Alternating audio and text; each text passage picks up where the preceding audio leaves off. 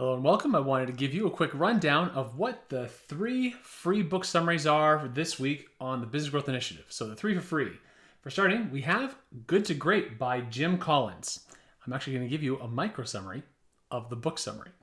So Good to Great was published many years ago, and we could argue that since then the rules of the game have changed. Collins would probably say that these principles are timeless, even if the companies themselves are not. A few good takeaways that you'll get from this book summary is good to great companies can teach others how to make the same leap. Success comes from incremental pushes, but in the right direction. New technology is a means to an end. They should be viewed only as an accelerator towards a goal and not as the goal itself. Success requires confronting the nasty facts while never losing faith.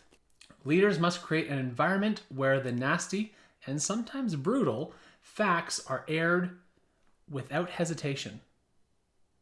That one's a bit of a challenge, isn't it? So just coming forward and feeling safe enough to share.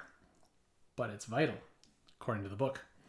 And finally, what is required to adhere to the simple hedgehog technique, as well as what is the hedgehog technique. All that and more is inside this summary. The third book in our 3 for free on the Business Growth Initiative between October 3rd and October 10th is The Obstacle is the Way by Ryan Holiday.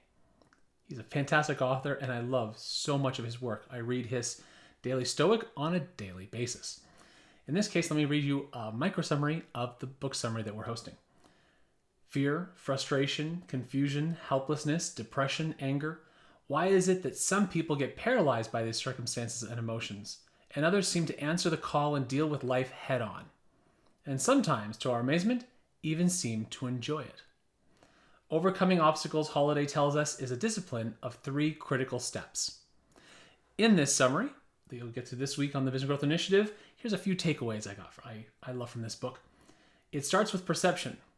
Perception, action, and resolve are keys to turning obstacles to our advantage. If we are to see an obstacle clearly, we must learn to see it objectively. Then we can step back and see how we can make the best of it. Our objective view to the obstacle will allow us to see the hidden advantages of the obstacle. And by identifying the obstacle's weakness, we can often turn it against itself. There's a great Gandhi story about that inside the summary. I encourage you to listen to it. As the Stoics commanded themselves, cheerfulness in all situations, especially the bad ones. By seeing obstacles objectively and acting against their weakness, by persevering, we can transform the obstacles into something that drives our success. And the third book this week with the Business Growth Initiative's 3 for free membership that we have, which if you haven't jumped over there and grabbed it, you should. It's pretty excellent, I must say so myself. Is The Language of Emotional Intelligence by Jeanne Segal. Here is the micro summary of the summary.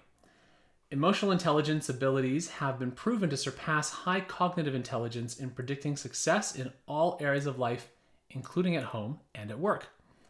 Watch this summary and explore the 5 essential skills that define, empower, and guide your emotional intelligence in communication, giving you the means to create and sustain secure, successful, long-lasting relationships.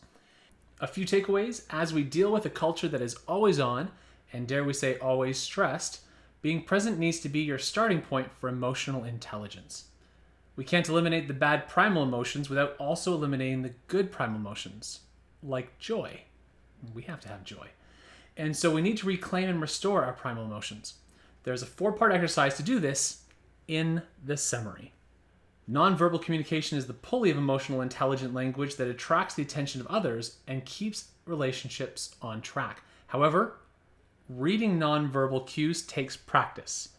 And may I add, it takes deliberate practice, which is a different book summary that we'll be doing in the upcoming weeks. Not called Deliberate Practice, but it's a different book about deliberate practice and not just practice, because practice makes permanent, not perfect. And the final takeaway I had here was, for the emotional intelligent, conflict is an opportunity to build trust.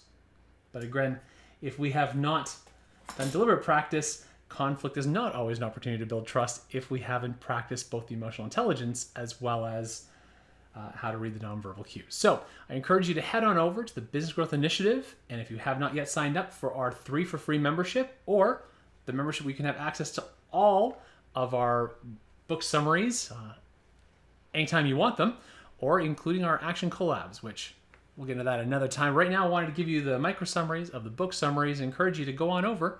And if you haven't yet signed up, sign up to get them and go give them a watch. They're really, really valuable and awesome, if I do say so myself. And with that, knowledge seekers, we bid you adieu, learn well, be happy, and be excellent to each other.